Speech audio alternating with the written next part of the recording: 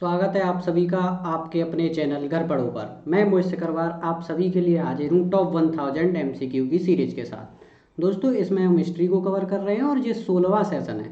ठीक है, तो हिस्ट्री में अब तक हमने क्या किया है, मुगल वंश तक पहुँच चुके हैं और मुगल वंश में हम शाहजहाँ पर आ चुके हैं। ठीक है, कहाँ पर आ चुके हैं? शाहजहाँ पर। इससे पहले क्या किया था हमने प्रीवियस वाले में? जहांगीर को ख़त्म किया था। जहांगीर के बारे में कुछ क्वेश्चंस देखे थे, मोस्ट इंपोर्टेंट क्वेश्चन थे, और उसके बाद जहांगीर से रिलेटेड टॉपिक्स किए थे। तो आज हमारा टॉपिक रहेगा मुगल वंश में शाहजहाँ। ठीक है, तो चलते हैं पहले क्वेश्चन की तरफ।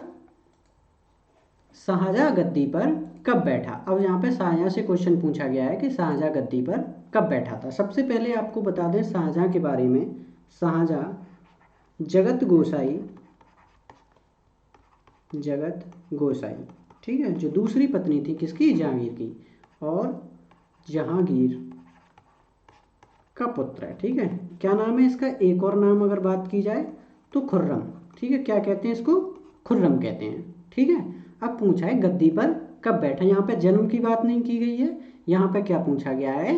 गद्दी पर कब बैठा था। अगर खुर्रम के जन्म की बात की जाए तो 1592 ईस्वी में क्या होता है? इसका जन्म होता है। ठीक है, वहीं इसके गद्दी पर बैठने की बात है तो 1628 ईस्वी में ये गद्दी पर बैठता है जहांगीर के बाद। जहांगीर के बाद मुगल क्रम में अगर क्रम पूछा जाता है तो जहांगीर के बाद गद्दी पर बैठने वाला शासक कौन है? शाहजहाँ है। ठीक है, शाहजहाँ को लोग ताजमहल से ज़्यादा रिलेट कर पाते हैं, ताजमहल को याद रखते हैं, लेकिन क्वेश्चन क्या है? शाहजहाँ गद्दी पर कब बैठा? 1628 ईस्वी। नेक्स्ट क्वेश्चन, शाहजहाँ का जन्म कहाँ हुआ? ठीक है, अभी मैंने आपको बताया था कि कब हुआ। अब क्वेश्चन क्या है नेक्स्ट? कहाँ पे हुआ था? ठीक है, तो सबसे पहले बताइए कब हुआ था?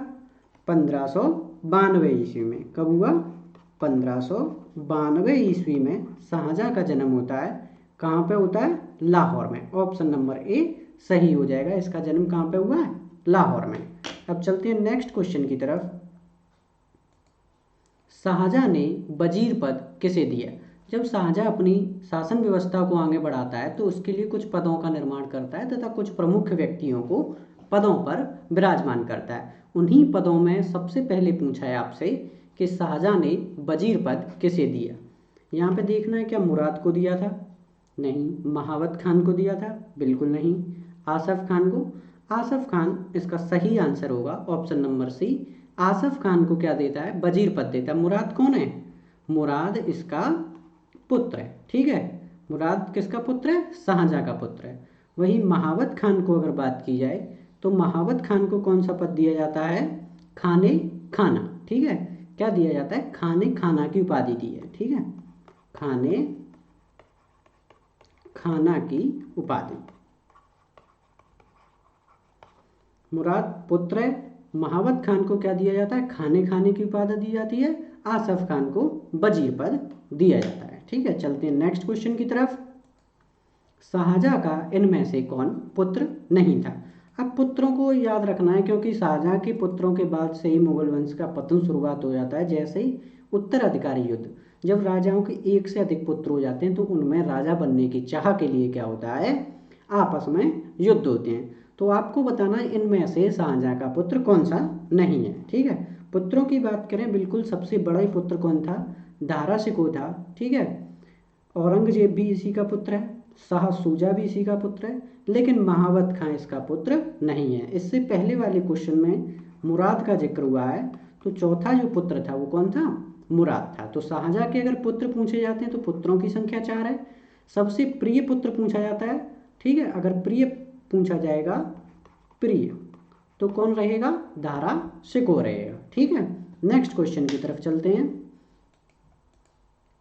शाहजहाँ का निर्माण नहीं है। अब 4 ऑप्शंस दिए हैं, 4 ऑप्शंस में से आपको बताना है कि शाहजहाँ का निर्माण कौन सा नहीं है। तो इसके लिए हमें क्या पता होना चाहिए? शाहजहाँ का निर्माण पता होना चाहिए, शाहजहाँ ने कौन कौन से निर्माण कराए वो आपको जानकारी होनी चाहिए, तभी हम इसका क्या कर पाएंगे? सही ऑप्शन टिक कर पाएंगे।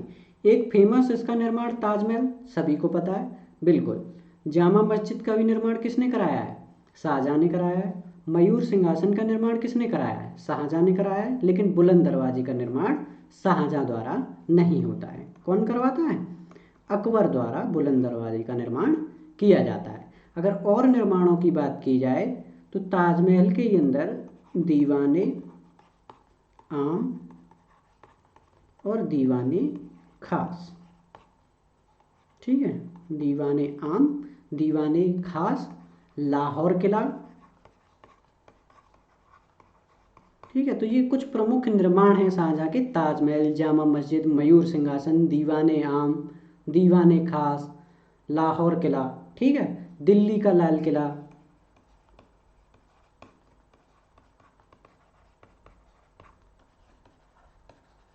तो यहाँ से ये आपको इम्पोर्टेंट निर्माण याद रखने हैं शाहजहाँ के। मुगल वंश में बहुत ज़्यादा निर्माण कार्य हुए हैं, उनमें से ये शाहजहाँ के द्वारा कराए गए निर्माण कार्य हैं। ठीक है, चलते हैं नेक्स्ट क्वेश्चन की तरफ। ताजमहल की रूपरेखा किसने बनाई? आपको बताना है ताजमहल की रूपरेखा किसने बनाई थी। ठीक है, 4 ऑप्शंस हैं आपके सामने। उस्ताद ईसा, अहमद लाहौरी, बेबादल खां, असफ खां। ठीक है, अब जल्दी से बताइए क्या हो सकता है इसका सही आंसर। यहाँ पे 2 क्वेश्चन बनते हैं, ताजमहल का निर्माण किसने कराया है और ताजमहल की रूपरेखा किसने बनाई है। वहीं रूपरेखा की अगर बात की जाए तो उस्ताद ईसा का जिक्र आता है, जिसने क्या किया है, रूपरेखा तैयार की है, मॉडल तैयार किया था कि किस तरीके से ताजमहल होना चाहिए। वहीं अगर बात की जाए इसके निर्माण की तो अहमद लाहौरी। अगर निर्माण की बात की जाए, ताजमहल का निर्माण किसने करवाया है, ताजमहल के निर्माण में किसका योगदान है, अहमद लाहौरी। ठीक है, अगर शाहजहाँ ऑप्शन में नहीं आएगा तो क्या आएगा, अहमद लाहौरी। बेबादल खां का जिक्र मयूर सिंहासन से है। ठीक है, मयूर सिंहासन।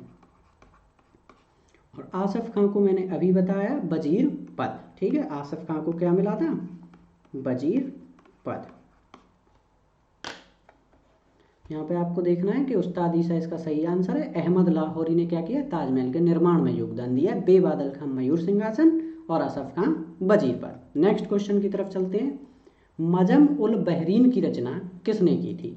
4 ऑप्शंस आपके सामने हैं, 4 ऑप्शंस में से बताना है आपको। मजम उल बहरीन की रचना किसने की है? औरंगजेब? बिल्कुल नहीं। मुराद जी नहीं। शाह सूजा? नहीं। इसका सही आंसर हो जाएगा दारा सिको। दारा सिको को अगर देखा जाए तो मुगल वंश में सबसे ज़्यादा बुद्धिमान और शिक्षा प्रेमी अगर कोई व्यक्ति है तो वो कौन है, दारा सिको है।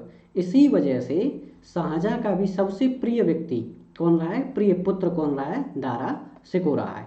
और शाहजहाँ के द्वारा ही दारा सिको को उत्तराधिकारी घोषित किया जाता है। चलते हैं नेक्स्ट क्वेश्चन की तरफ।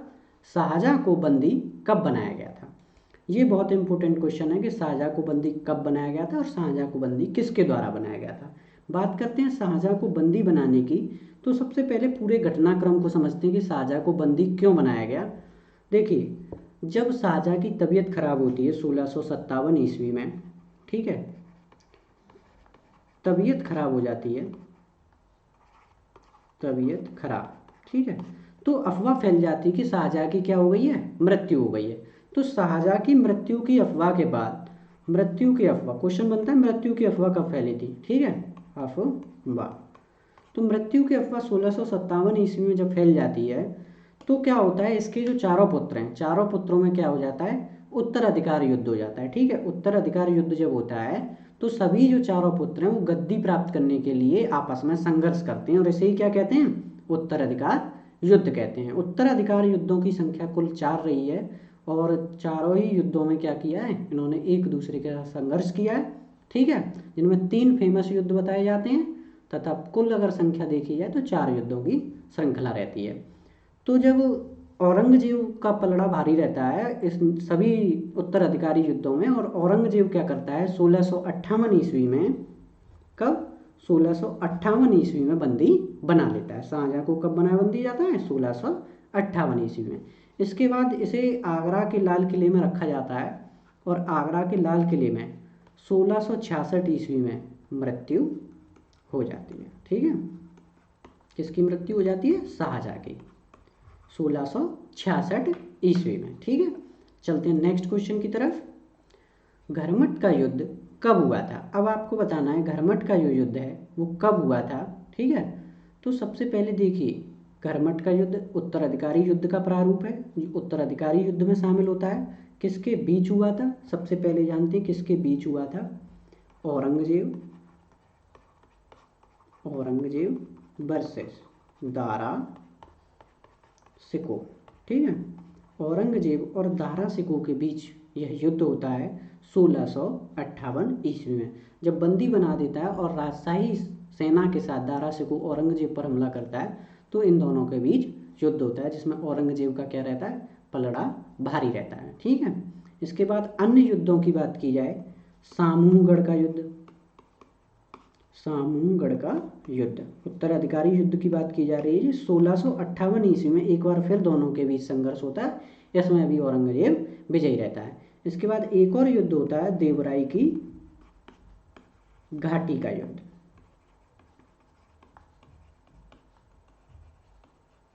1659 ईस्वी में।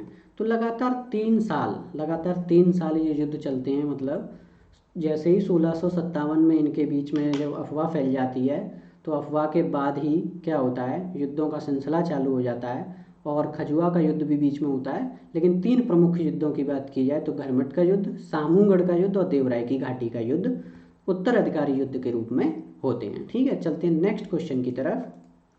उत्तराधिकार के युद्ध कितने हुए, ठीक है। उत्तराधिकार के युद्ध आपको बताने, जैसा मैंने आपको बताया अभी कि प्रमुख रूप से 3 हुए हैं, लेकिन कुल युद्धों की अगर यहाँ पे कुल दिया होता तो क्या होता, ऑप्शन नंबर डी सही होता। लेकिन युद्ध कितने हुए हैं, ठीक है, तो युद्ध 3 फेमस रूप से इसके युद्ध हुए हैं, ठीक है। ये दोनों ही आंसर हो सकते हैं। अगर कुल दिया होता तो 4 होता, लेकिन युद्ध पूछा है तो कितने हो जाएंगे, 3, ठीक है। तो दोस्तों ये औरंगजेब से रिलेटेड बात थी कि औरंगजेब ने किस तरीके से उत्तराधिकारी युद्ध लड़े और किस तरीके से उत्तराधिकारी युद्ध में विजय प्राप्त करने के बाद औरंगजेब गद्दी पर बैठ जाता है। तो नेक्स्ट वीडियो जो होगा हमारा वो औरंगजेब के ऊपर होगा, ये शाहजहाँ के ऊपर था। मुगल वंश औरंगजेब के साथ ही क्या हो जाएगा, पतन की ओर चला जाएगा। दोस्तों वीडियो अच्छा लगा हो तो वीडियो को शेयर कीजिए, चैनल को सब्सक्राइब कीजिए और ज़्यादा से ज़्यादा लोगों तक इसे पहुँचाइए। Thank you so much. और पढ़ाई को निरंतर बनाए रखिए, अपनी तैयारी को एक अगले रूप में ले जाइए, अगले प्रारूप पर ले जाइए, जिससे आपकी सफलता क्या हो सके, निश्चित हो सके। Thank you so much.